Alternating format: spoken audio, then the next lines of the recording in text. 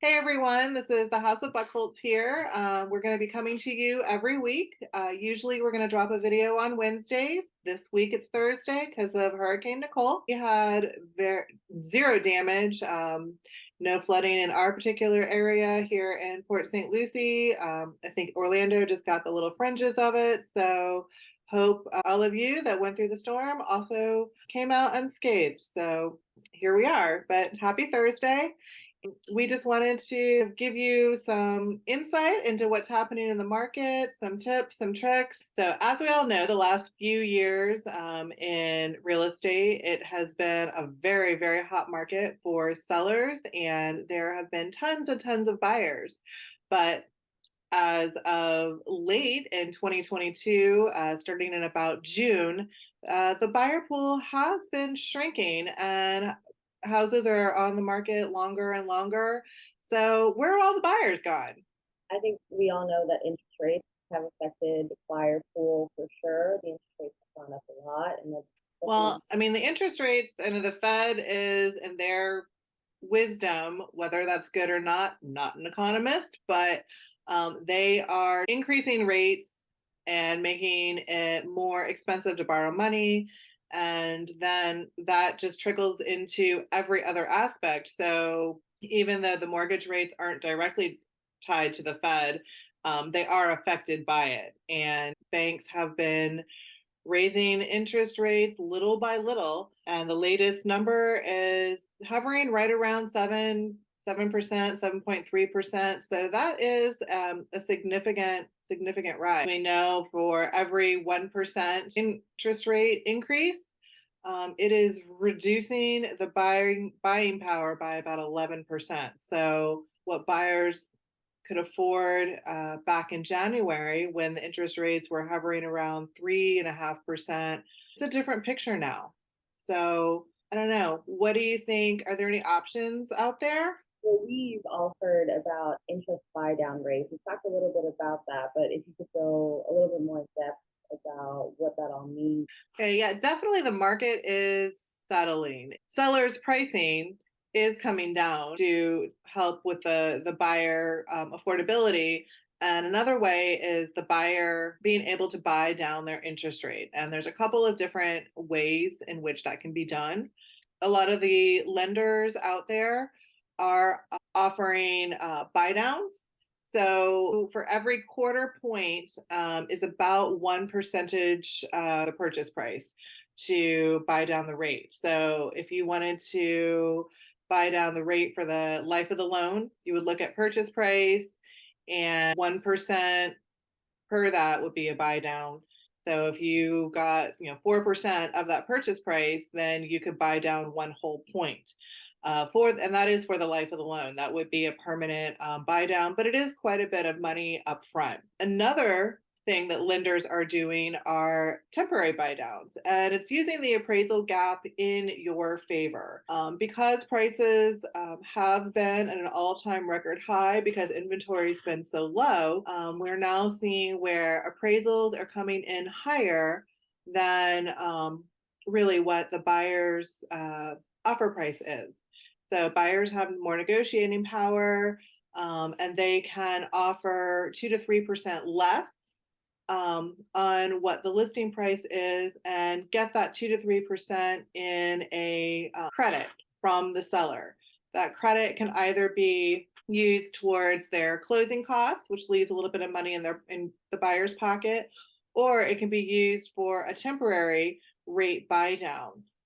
Different lenders have different programs, and you can extend it for 3 years, 2 years, 1 year, depending on what your particular situation is. But say you were on the 3-2-1 buy down, you would get a credit from the seller, and then that would go to your monthly payments being lower, and it would buy down the interest rate by 2 points. So for year one, say, we're looking at today's interest rate at 7.3%, and you're looking at a house that is about the average for St. Lucie County of around $420,000. So say your agreed sale price is 410, the appraisal comes in at 420, that's $10,000 in which to do a credit. Year one, you could drop your interest rate down to 4.3, and it would give you a payment of around 1972.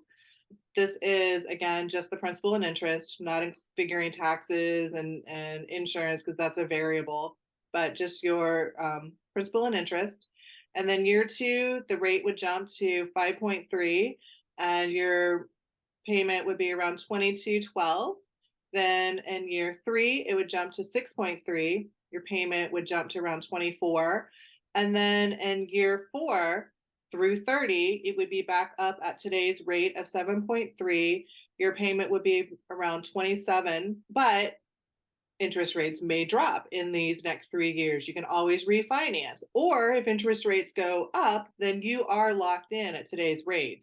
Again, none of us has a crystal ball, but that is a way to help you manage your payments and so you can see and get a little bit of a break now, and then you can plan accordingly for later. And if that doesn't, you don't want to do that, you don't want to do the short term, then you can also put money towards your closing costs. And that just gives you a little bit of extra in your pocket at closing that you're not having to come up with. So it's still really great for the buyer. Usually around, I think 560 is your base for a credit to get a conventional loan. And then they also look at your debt to income ratio. So those are lender specific questions. For refinancing, I do work with partner up with a lender who will do a free refinancing in that 3 year period, but you do need to have a 740 credit score to take advantage of the free refinancing. But you still have those options. And if the rates drop again, you can refinance. There is a fee when you do. But again, you're looking at your total life of the loan. So how does this then benefit the seller? Since we talked a little bit about benefiting the buyer. So it's a great benefit, obviously, to the buyer because their payments are lower, but to the seller, to offer these incentives is you get your house sold. You're getting it sold at a fair market. And it's great for you as you become a buyer as well. You can take advantage of these same types of programs. And it's just keeping everything moving. For the last 2 years, prices have been going up and up and up. Buyers have been paying the difference in the appraisals, if the appraisals are coming in short.